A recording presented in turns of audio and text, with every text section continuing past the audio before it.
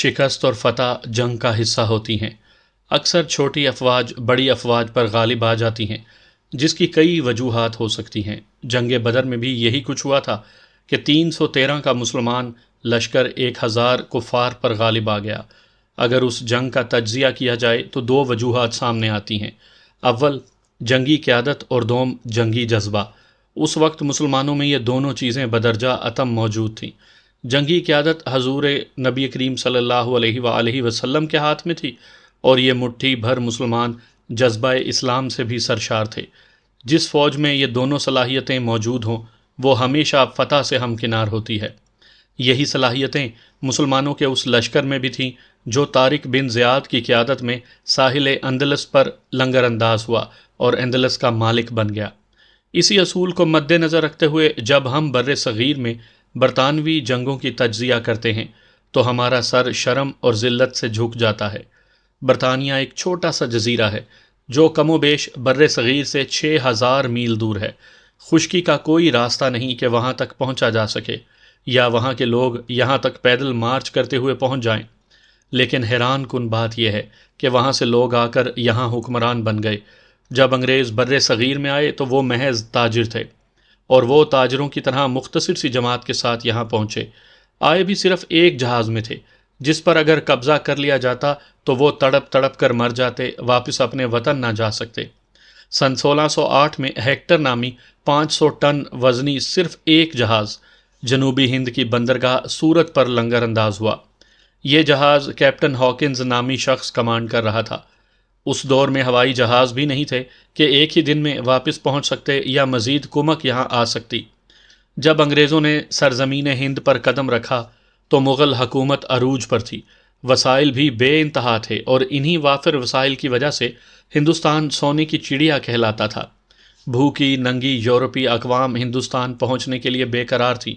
اس دور میں نہر سوئس بھی نہیں تھی کہ برطانوی 1-2 ہفتوں میں یہاں پہنچ جاتے، بلکہ انہیں آدھی دنیا کے گرد چکر لگا کر یہاں آنا پڑتا تھا۔ وہ انگلستان سے روانہ ہو کر مغربی یورپ کے ساتھ ساتھ سفر کرتے ہوئے مراکو تک پہنچتے تھے، اور پھر پورے افریقہ کے گرد چکر لگا کر صورت میں جنوبی ہندوستان تک پہنچتے تھے۔ کچھ تاریخی حوالوں سے یہ کم از کم 9 ماہ کا سفر تھا۔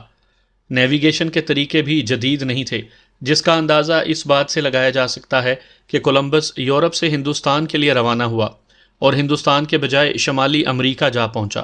ان حالات پر جب غور کیا جائے تو کوئی ذی ہوش انسان یہ قبول نہیں کر سکتا کہ برطانوی تاجروں کی یا ملاحوں کی اتنی دور سے بے سر و سامانی کی حالت میں یہاں پہنچنے والی چھوٹی سی ٹولی اتنے بڑے بر صغیر کے مالک بن گئی، اتنی بڑی ہندی افواج کو شکست دی، اور شکست بھی مکمل برطانوی فوج کے ساتھ نہیں بلکہ ان انگریزی تاجروں کی قائم کردہ ایسٹ انڈیا کمپنی کے ملازم سپاہیوں کے ساتھ۔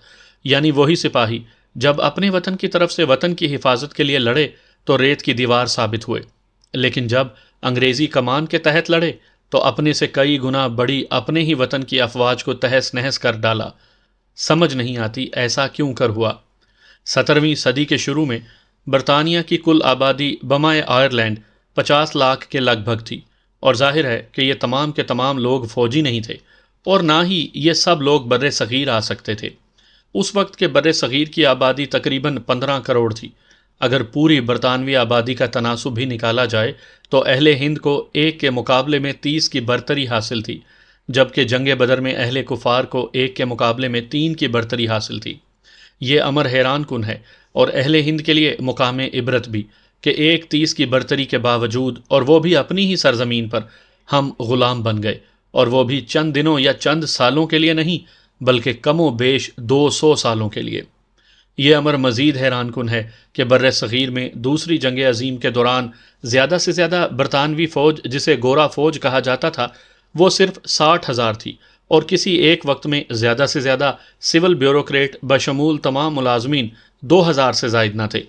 بالفاظ دیگر انگریزوں نے محض 62,000 برطانوی اشخاص کی مدد سے 40 کروڑ ہندوستانیوں اور 37 لاکھ مربع کلومیٹر پر حکومت کی۔ یاد رہے کہ سن 1941 تک ہندوستان کی آبادی بڑھ کر 40 کروڑ تک پہنچ چکی تھی۔ اس حساب سے تو تناسب فی برطانوی 6,000 ہندوستانی بنتا ہے، اور اگر فوج کا حساب بھی لگایا جائے تو دوسری جنگ عظیم میں 60,000 برطانوی فوج کے علاوہ 21 لاکھ ہندوستانی فوج بھی تھی، جنہیں برطانوی آفیسرز کمان کر رہے تھے، یعنی ایک گورے سپاہی کے مقابلے میں تقریباً 35 مسلح ہندوستانی سپاہی تھے۔ پھر بھی حکومت انگریزوں کی ہی رہی۔ ایک اچھا اور پھرتیلا گدڑیا بھی بیک وقت 20 سے 25 بھیڑوں کو قابو میں رکھ سکتا ہے، یا 15 سے 20 بڑے جانوروں کو، لیکن یہ نہیں ہو سکتا کہ ایک گدڑیا ہزاروں کی تعداد میں جانوروں کو اپنے قابو میں رکھ سکے۔ چہ جائے کہ انسانوں کو، لیکن ہم تو جانوروں سے بھی بدتر نکلے۔ 40 کروڑ کی تعداد میں ہوتے ہوئے 62,000 کی غلامی میں رہے۔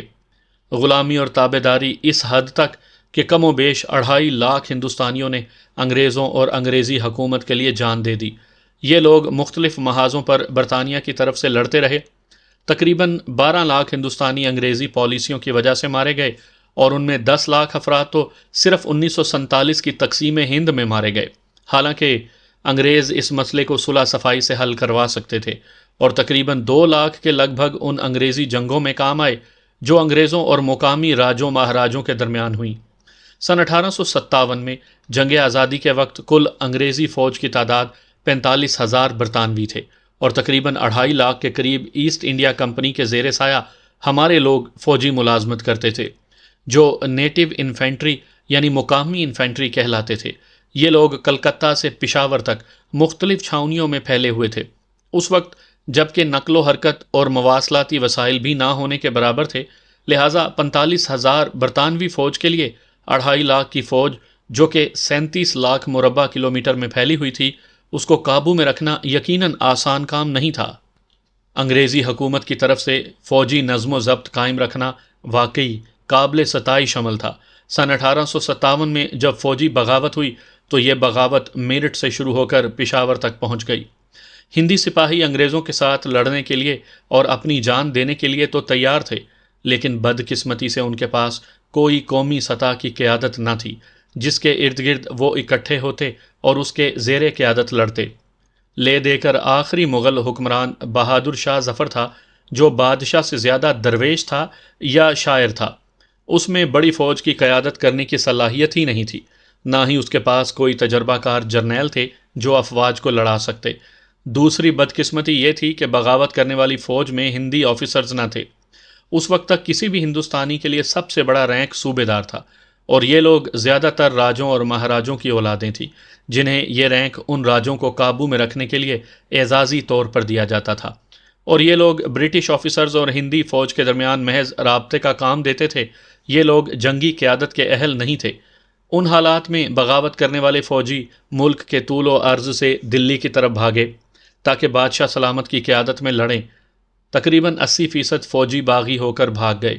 بہت سے لوگ راستے کی مشکلات کا شکار ہو کر مارے گئے، اور ایک بڑی تعداد کو انگریزی افواج نے چن چن کر مار دیا۔ مثلاً پشاور اور گرد و نواح، نوشہرہ، مردان میں تقریباً 3,000 انگریز فوج اور 12,000 ہندی فوج موجود تھی۔ صرف پشاور چھاؤنی میں 10,000 مقامی فوج موجود تھی۔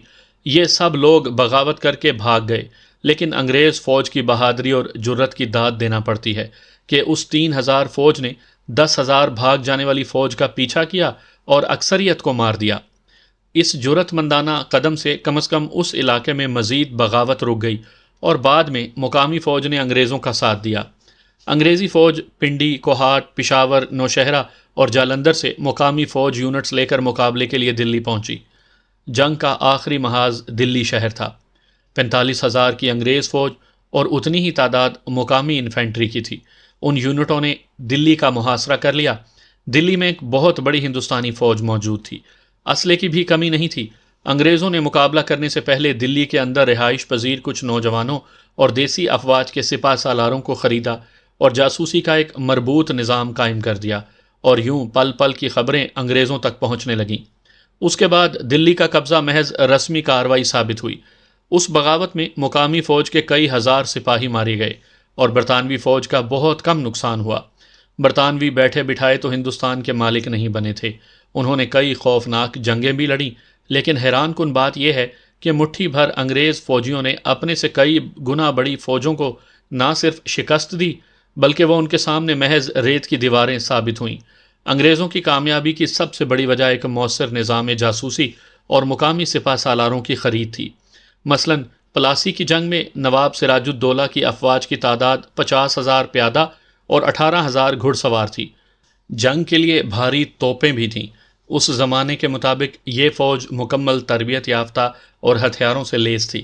انگریزی فوج لارڈ کلائیو کی زیر کمان محض 750 برطانوی سپاہیوں، 150 توپ خانہ کے لوگ اور تقریباً 2000 مقامی سپاہیوں پر مشتمل تھی۔ یہ تعداد ہر لحاظ سے معمولی سی تھی، اور ایک دلیر جرنیل ایک دن میں 50,000 کی فوج کے ساتھ اس چھوٹے سے دستے کی تباہی لا سکتا تھا۔ مگر کلائیو نے سراج الدولہ کے سپہ سالار میر جعفر کو خرید رکھا تھا، لہٰذا 50,000 کی مقامی فوج 750 برطانوی سپاہیوں سے شکست کھا گئی۔ یہی کچھ ٹیپو سلطان کے ساتھ بھی ہوا۔ اس طرح سن 1760 میں اس وقت کے بادشاہ ہند شاہ عالم اور اودھ کے نواب شجاع الدولہ نے مل کر ایسٹ انڈیا کمپنی کو سبق سکھانے کے لیے 40,000 کا جرئی لشکر تیار کیا۔ اتنے بڑے لشکر کو دیکھ کر ہی ایک کمانڈر کا خون خشک ہو جاتا ہے، لیکن انگریز ہندوستانیوں کی کمزوریوں سے واقف تھے، لہٰذا بغیر گھبراہٹ اور پریشانی کے انہوں نے مقابلے کا چیلنج قبول کر لیا۔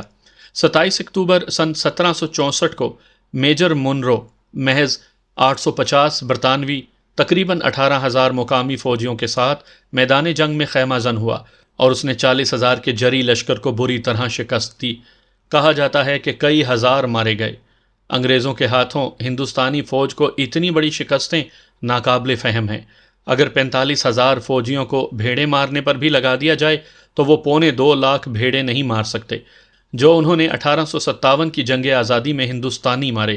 1840 کی دہائی میں جنرل جیکب کی زیر کمان جب انگریزوں نے سندھ پر قبضہ کیا تو ان کے حوصلے اتنے بڑھ چکے تھے کہ ایک انگریز لیفٹیننٹ نے دعویٰ کیا تھا کہ اگر اسے ایک کمپنی برطانوی سپاہیوں کی دے دی جائے تو وہ پورا بلوچستان فتح کر سکتا ہے۔ یقیناً ہم سب کے لیے شرم اور ڈوب مرنے کا مقام ہے۔ کچھ لوگوں کا خیال ہے کہ برطانوی افواج اپنے اعلیٰ ہتھیاروں کی وجہ سے کامیاب ہوئی، لیکن یہ دعویٰ بھی صحیح نظر نہیں آتا، کیونکہ اس ابتدائی دور میں فوج کے پاس محض 2 قسم کے ہتھیار تھے۔ ایک تو توپ خانہ تھا، اور اس زمانے میں توپ کی حد فائر محض 1000 گز تک تھی اور رفتار 3 منٹ میں 1 گولہ۔ دوسرا ہتھیار ایک بزوکا قسم کی بندوق تھی جس کی فائر رینج محض 50 گز تک تھی اور ہر فائر کے بعد کھوکھا نکال کر دوبارہ لوڈ کرنا پڑتی تھی۔ یوں رفتار 1 منٹ میں 1 گولی تھی۔ ان ہتھیاروں کے ساتھ دلیر سے دلیر سپاہی بھی حملہ آور فوج کا بہت زیادہ نقصان نہیں کر سکتا تھا۔ ایک دلیر حملہ آور کیولری کمانڈر 3 منٹ میں فائر کرنے والے کے سر پر پہنچ سکتا تھا۔ لہٰذا یہ مفروضہ غلط ہے کہ انگریزوں کے پاس زیادہ اچھے ہتھیار تھے۔ واحد فرق یہ تھا کہ انگریزوں کے لیے جنگ زندگی اور موت تھی، لہٰذا وہ جرأت سے لڑے اور عقل کا استعمال کیا، جبکہ ہندوستانی حکمران اور افواج آرام پسند اور شدید جنگ کے لیے قطعاً مائل نہیں تھے، لہٰذا یا تو افواج دوڑ جاتی تھیں یا گاجر مولی کی طرح کٹ جاتی تھیں۔ دلیرانہ مقابلہ کرنے کے قابل ہی نہ تھی اور نہ ہی ان کے کمانڈرز لڑنے کے اہل تھے۔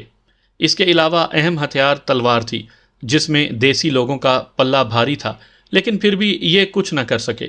یہ بھی غلط ہے کہ یورپی اقوام دیسیوں سے زیادہ عقل مند اور زیادہ دلیر تھیں۔ جہاں جم کر مقابلہ ہوا یورپیوں کی ہار ہوئی۔ یہاں 2 مثالیں قابل غور ہیں۔ 1841 میں 18,000 برطانوی فوج افغانستان پر حملہ آور ہوئی۔ شدید جنگ لڑی گئی لیکن کامیاب نہ ہو سکی، نامراد واپس لوٹیں۔ کابل سے واپسی پر افغانیوں نے فوج کا بہت زیادہ نقصان کیا، لیکن جب انہیں ہمارے موجودہ قبائلی علاقے سے گزرنا پڑا تو قبائلیوں نے انگریز فوج کو اپنی آزادی کے لیے خطرہ سمجھا، لہٰذا وہ کمر کس کے مقابلے کے لیے آ گئے۔ ان کے پاس کوئی خاص ہتھیار بھی نہیں تھے، نہ ہی فوجی تنظیم تھی۔ انہوں نے فوج کی واپسی کا راستہ بند کر دیا، پے در پے حملے کر کے مکمل فوج کو تباہ کر دیا۔ 18,000 کے لشکر میں سے صرف 1 ڈاکٹر زندہ بچا۔ دوسری مثال جاپان کی ہے۔ جاپان اس دور میں ترقی کے لحاظ سے ہندوستان سے بہت پیچھے تھا۔ سن 1854 میں امریکن نیوی کا کموڈور پیری بما ایک بڑے نیول دستے کے جاپان کے ساحل پر لنگر انداز ہوا۔ اس کا مقصد بھی تجارت تھا اور تجارت کی آڑ میں قبضہ۔ خوش قسمتی سے جاپان کی قیادت بڑی ہوشیار، عقل مند اور دور رس سوچ کی حامل تھی۔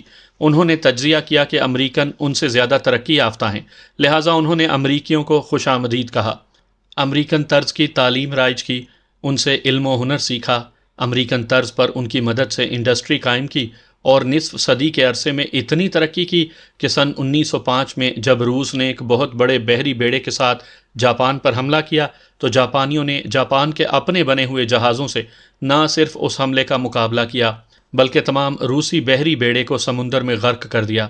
دوسری جنگ عظیم لڑنے اور ایٹمی حملے برداشت کرنے کے باوجود جاپان آج بھی آزاد ہے اور ایک معاشی طاقت ہے۔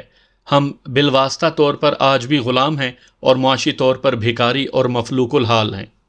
آئیں اپنی کارکردگی کا تجزیہ کریں اور زمانے کے ساتھ چلنے کی کوشش کریں، ورنہ ہمیشہ کے لیے مٹ جائیں گے۔ خدا نخواستہ۔ تقدیر کے قاضی کا یہ فتویٰ ہے ازل سے، ہے جرم ضعیفی کی سزا مرگ مفاجات۔